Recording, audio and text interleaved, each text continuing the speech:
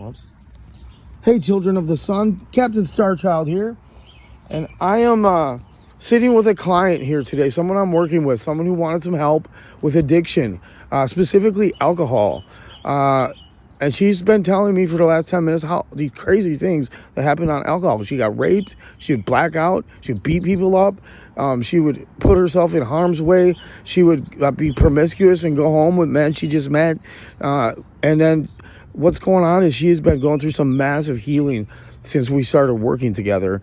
And she doesn't want to be known, so I'm protecting her privacy. So the rest of this video, you're just going to see the legs of the pants on our legs. But I'm just going to let her start talking to me too again.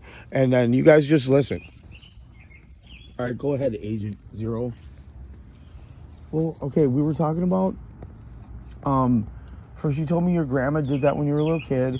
Yeah. And then we were talking... Okay, where we were at was...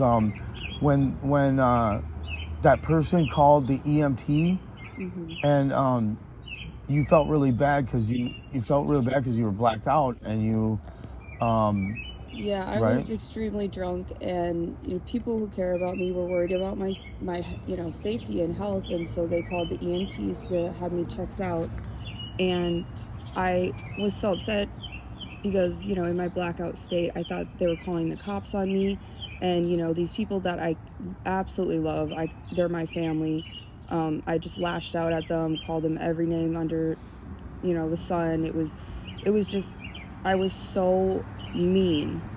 And I don't really... can I tell you something real quick? Yeah. Okay, you know how I told you the story about all the demons that attacked me on Easter? Yeah. The invisible Chinese demons? Mm-hmm.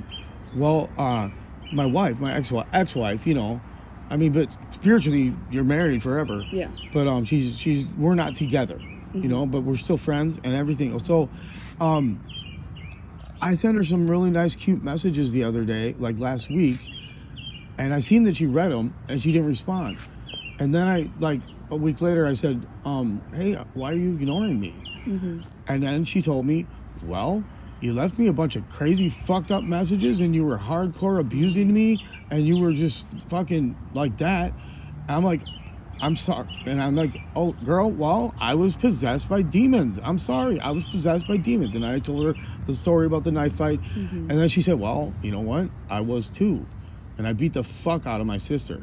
Yeah. And me and her are like twin souls. And a lot of times the same things are happening to us at the same time. Yeah. She's a Taurus. Yeah. Okay, just like you. Yeah.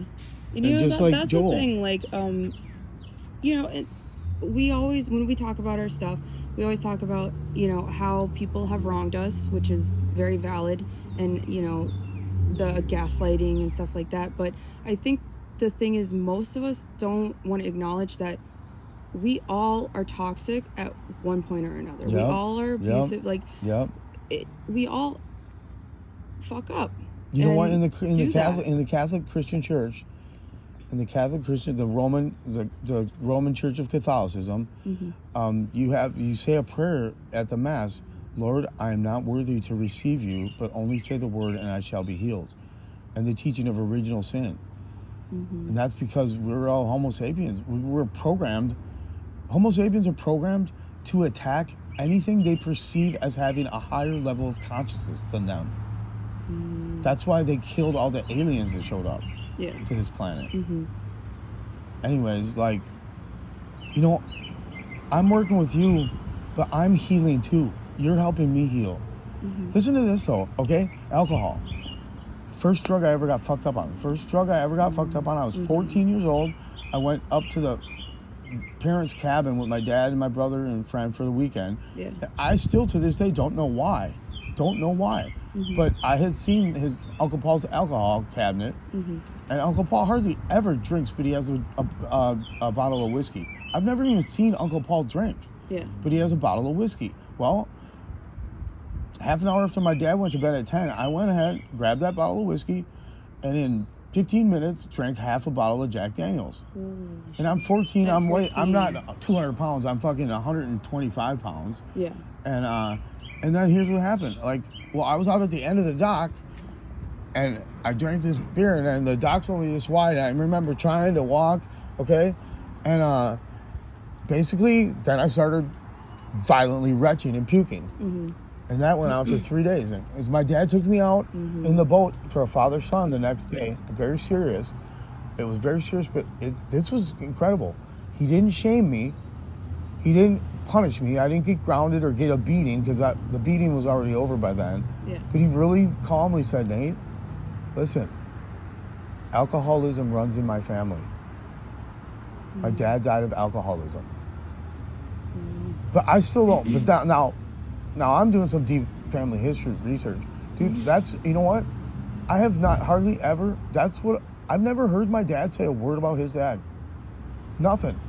Well, that's what he did bring Nothing. up? I don't know. Yeah. But here's my memories, okay? Grandpa, Jay, he taught me to say, I'm 1 year old, and he's the one who called me Nate the Great. And when I was 3, he taught me how to say Nate the Great. And I remember just sitting on his lap, he's smoking a cigar, we're watching TV.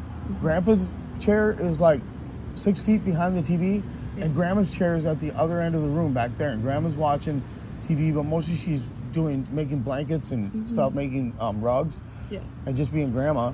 And now Grandma's drink was blackberry brandy, and she would have a cap full of blackberry brandy like 4 times a year. Wow. And my grandpa, though, now I know this because Dad told me this. My dad was the 8th child of 10, the last son. Okay. And his job was making his dad's martini after work. Okay. And here's all I know. Grandpa Jay, founder of a real estate company, raised 10 kids. Not a single one of the siblings ever said anything bad about Grandpa Jay. So I know that he wasn't abusive or anything. Yeah. And when I was 4 or 5 years old, my dad took me to the hospital where his dad was dying. And Grandpa Jay's, like, whole one of his hands, all his fingers were black. Oh my gosh. Necrosis? But it didn't, necrosis. And that's all I remember. But you know what? Here's what's up. He lived to 77 years old. Was he really an alcoholic? Did he really die of alcoholism? Yes, probably. I get it now. I just got that. I just answered. Whoa, God just helped me. Yeah.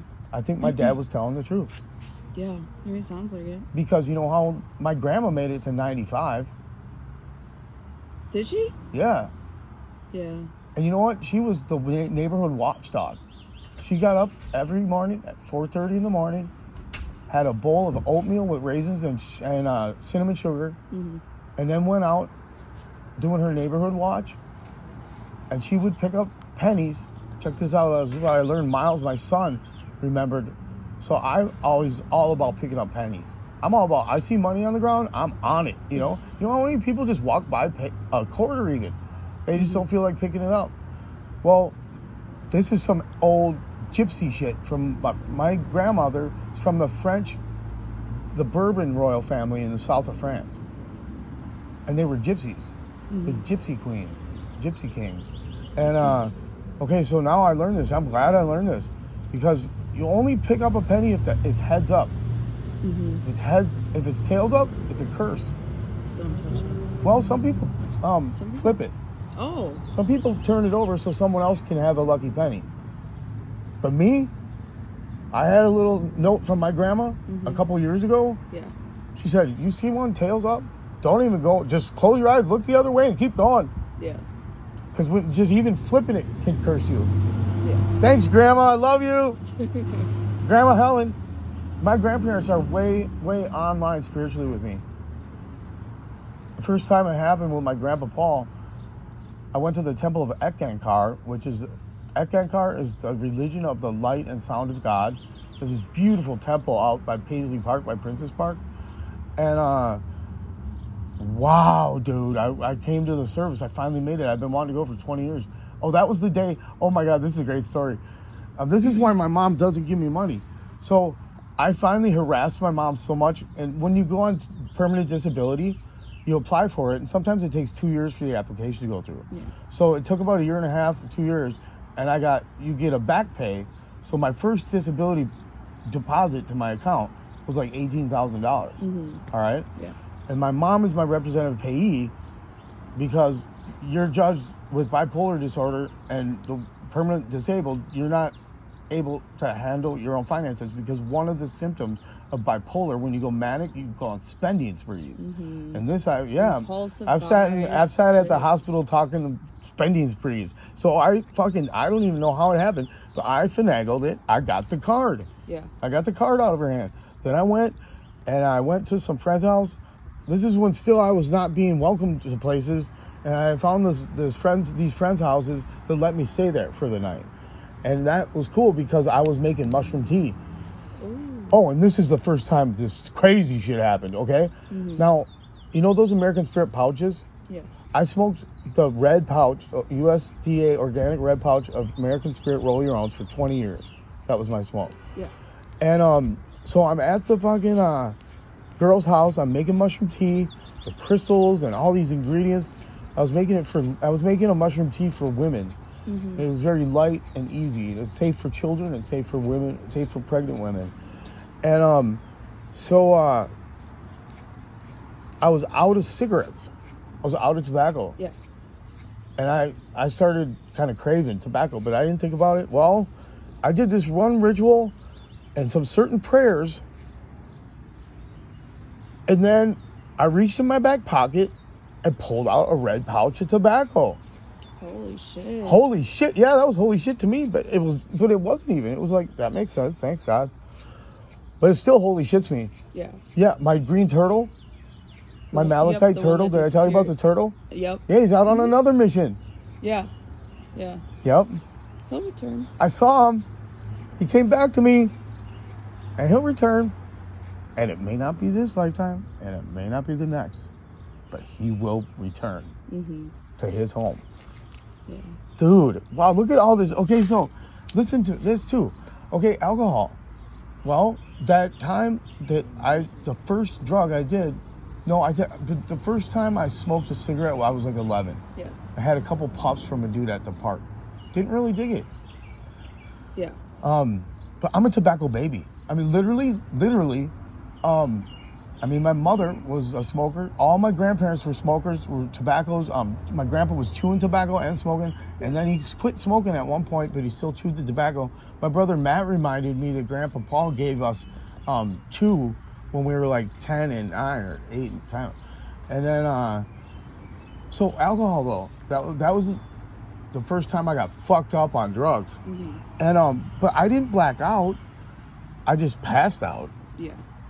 After puking a bunch, and then I puked for 3 days. It was bad. Alcohol is straight up poison. It's just poison. The name alcohol is an old Arabic word that means spirits. That means evil spirits. You know they call alcohol spirits? Mm-mm. Yeah, you never heard it called spirits? Oh, wine and spirits. Okay. Wine and spirits. Yeah. And now this is interesting too, though. My dad, my father, is a wine drinker, but I've never seen him drink more than 2 glasses. I've never seen him drink more than 1 glass. Mm-hmm. And he can handle it. He's never been an addict. Now listen, I've never been, okay, so that was 14. So then I didn't drink again till probably another year and a half after that. Because that's when 15, I was into marijuana. 16, I was into LSD. 16, I was into mushrooms. And everything just got awesome. Because I was severely abused as a child. Mm-hmm. Severely abused. Yeah. Mom and dad are still blacked out. Their memories are still blacked out. They don't remember. I tell them all these stories. They don't remember. Yeah. They don't take accountability. They don't take responsibility. They just blame it on the cult. It was because we were in the cult. Yeah. Yeah, the cult. Really? And I need to get to the bottom of this because, you know what? The church and community I remember was fucking cool as fuck. I didn't know the priest was fucking a bunch of women. Mm-hmm. But, you know what? It was about 250 people. And we had this system. If anyone was sick, they got the prayer line, they got the helpline going. Immediately, like, okay, if there's an emergency and someone goes to the hospital and it's life-threatening, within a half an hour, 250 people are up at 3 a.m. praying. And then if someone has a baby, the community brings the family hot made meals for the next 3 months. That is so kind. And they babysitting, any babysitter, we all got everything got taken care of within the community. It takes a village. Yeah, it takes a village, and I learned amazing stuff from that. And I was never abused by the priest. Nope, I was abused by mom and dad. That's why they say it was the cult. The cult had them trained. I guess I want to know though, who did the sermons? I was at all the prayer meetings. Yeah. I was there for fucking 3-4 hours every Sunday. I don't remember them teaching you to beat me. Yeah. Where did that come from? What caused you, Dad, to beat me to shit when I was 18 months old? Because I did something. What did I do? And why did you do that? And they just can't. You know that? You ever seen that one movie where Tom Cruise is the lawyer and Jack Nicholson's sitting there, and he's like, "You want the truth? You want the truth? You can't handle the truth." Yeah. Remember that? And that's where it's at. I still have a lot of hurt and a lot of pain. I've had to be the man of the house since I had to protect my 6 younger siblings. Yeah. None of them have these memories of being beat to shit like that because they weren't. Yeah. Or else some of them were and they have no memory of it. Because when I went to the mountain on my vision quest, and God, the Father Almighty, get your mommy to walk and talk Allah, talking to me. See, I tried to kill myself too.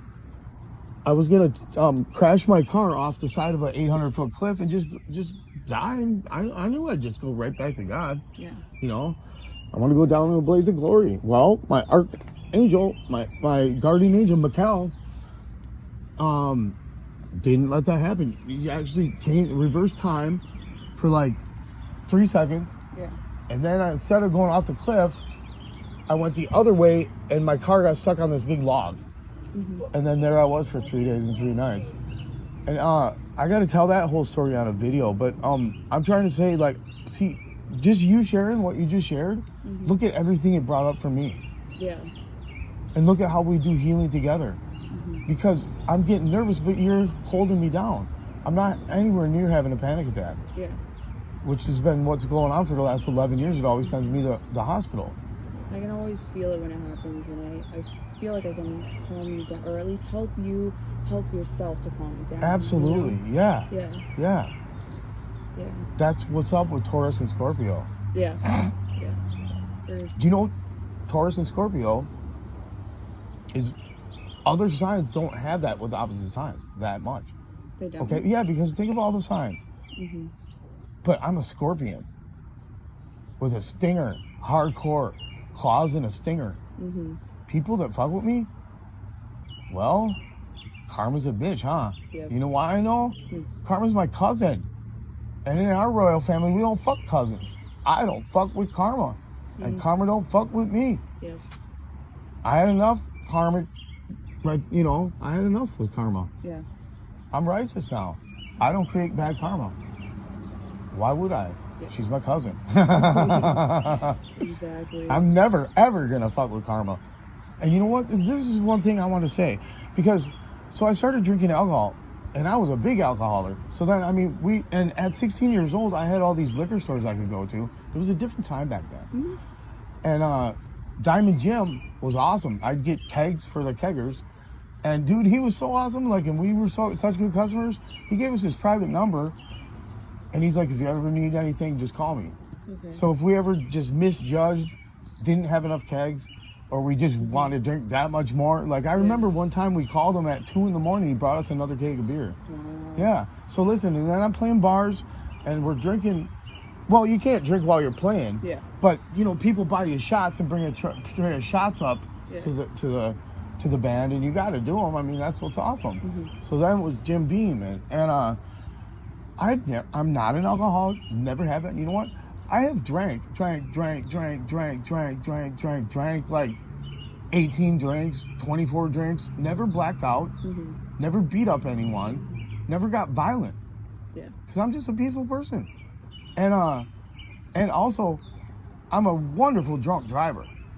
Perfect. I can drive after half a bottle of whiskey and just drive awesome. Like, and being a first responder rescue agent, I have to. So like this one, did I ever tell you about Aura yet? Aura Marie?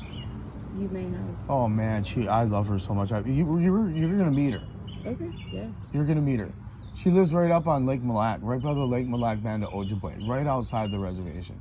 Oh, nice. Yeah, and she took me to the chief's grave sites up there.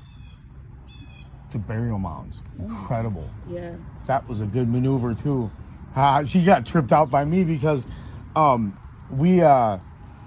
she takes us at night. Here's how it works with us. I don't see her or hear from her for 4 years. And then all of a sudden, no one will take me in. I'm having a manic thing, and I don't want to go to the hospital, but I got nowhere to go because no one will open the door. Yeah. All of a sudden, she shows up. I got you. Sometimes it's just one night.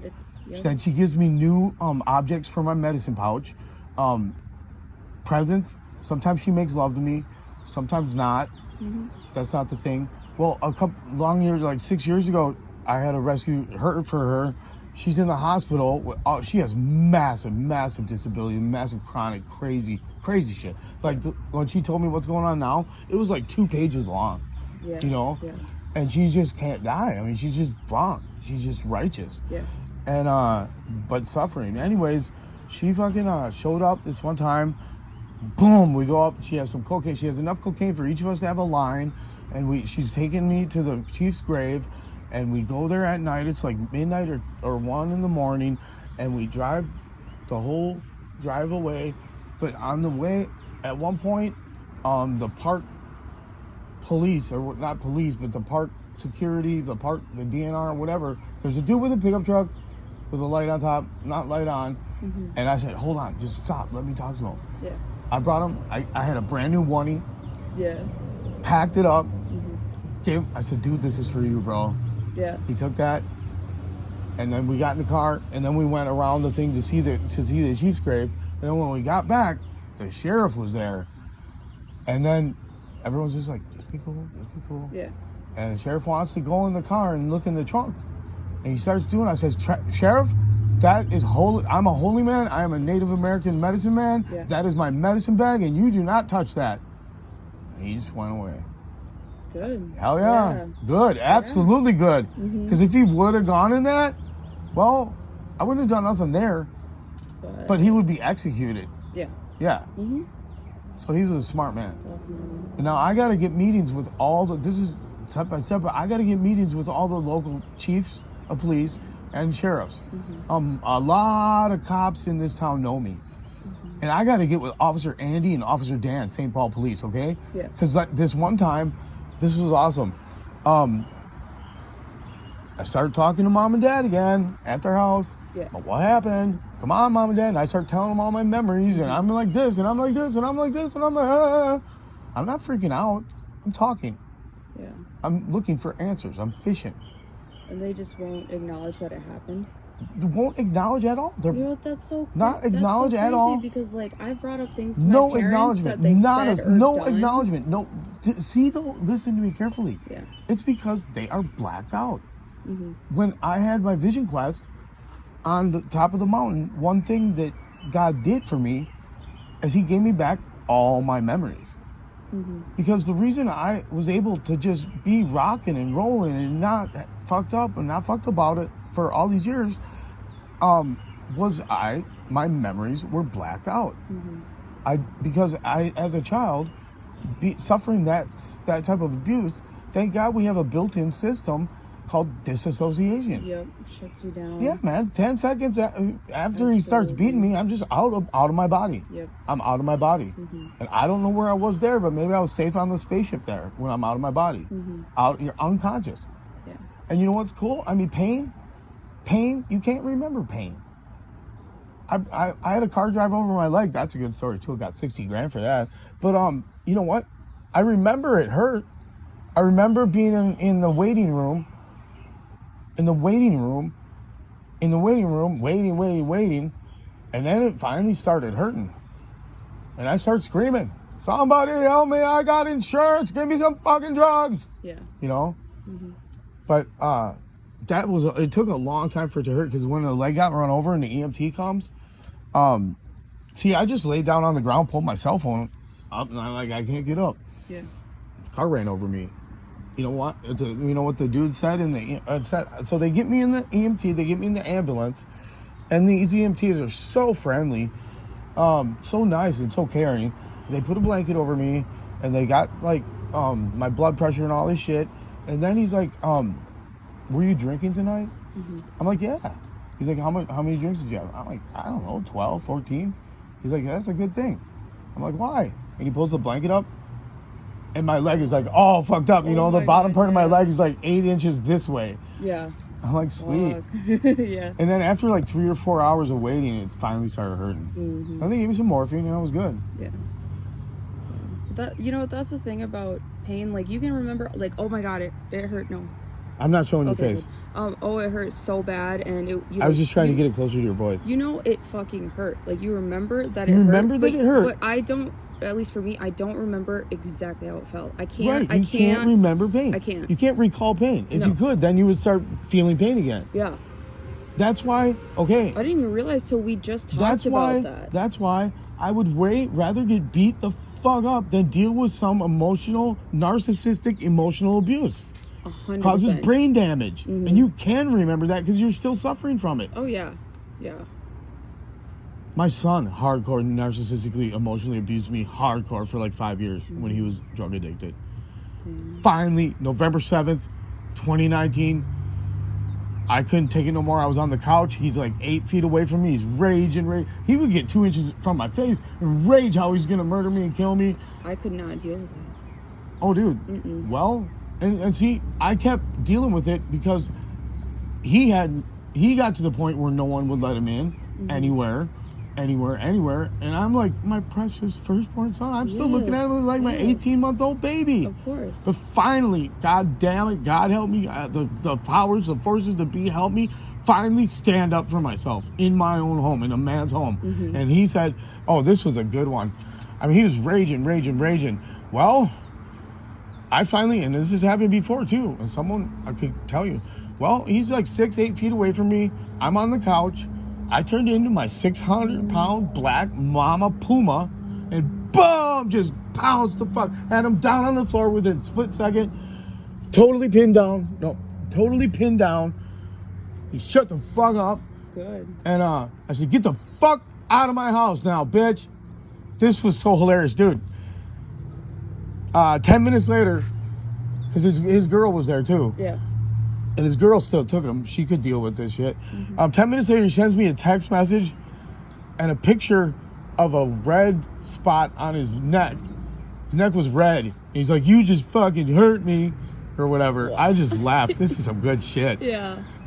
My son still doesn't remember most of the last 7 years because he was popping Xanax. Oh, yeah. 10 of them. Damn. Enough to kill someone. But he's another fucking Starchild. Yeah, he's Starchild. Yeah. Oh, yeah. And have you ever heard of someone that's a 6-time felony auto theft felon, never doing more than 30 days in lockup? No. I've never heard of that. No. Most people who steal a car 5 times are in prison. Yeah. Federal penitentiary. Absolutely, yeah. Well, my son is blessed. He got 30 days. Yeah, he never did more than 30, 40 days in lockup. Wow. And then he's always on probation or whatever. They do some fines. He's never paid any fines. Yeah. Now he's rocking my world. Okay, so let's see. He's 23. Can we just tilt that? Yeah. He's 23 now. When he was 14, I think 14 or 15, I think 14. 14 or 15. 14 to 16. Somewhere right around there. We did a sacred magical mushroom ceremony together. I did a sacred ceremony with just me and my son. Yeah. And it was amazing. We both got really open. Yeah. And this was a trip. He walks me step by step in full detail through his first home invasion robbery. Oh, wow. First time he invaded someone's home at night. Now, this is trippy because we are a Starchild family. And you know what? You know what my son is?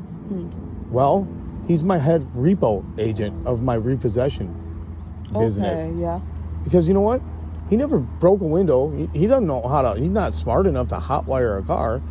Every single car he ever stole, and he stole a lot more cars besides those 6 he got caught for. Yeah. You know what? This blows my mind. They were all doors open and the keys right in the fucking cup holder. Wow. Holy shit. You know why that is? Why? Because in the Starchild family, when the entire city is Starchild people, well, here's the deal with vehicles. If you have your own vehicle or whatever, and you don't want someone else to use it, you take the keys with you and you leave the doors open. Yeah. You always leave the doors open. Unless you want to get your window smashed out. Yeah. And then if you Okay, so what you do is, with them if you need a car and you need to go somewhere, I mean, people are parked their cars are all over the place. You just go ahead and see if the door's open, and the keys should be right up in the visor. And that lets you know. That means you can take that car wherever. Wow. If there's someone that needs it back at a certain time, they'll leave that time. They'll leave you a note. Gosh. Okay, and oh, you do a little bit. Okay. Okay, no, let's stop it there. Hey, this has been really awesome undercover. I want to thank Agent Zero for being so open and honest and helping me remember all these things about stuff and all that stuff and shit. Like all that stuff and shit we just talked about, stupid shit probably to most of you. But, you know, it's good for me. Was it good for you? Absolutely. Right on, and that's how Starchild works. So if you ever want some help, I'm a shaman and a medicine man, and this is how we work. And we heal. I mean, everyone that asks for my healing powers and abilities to come and help them with something, they help me so much. I get to heal too. It's just, and that's why I do my healing services for free, because I get blessed so much. That I get so awesome that I'm going to go treat someone so nice and they're going to give me $17,000. Thank you.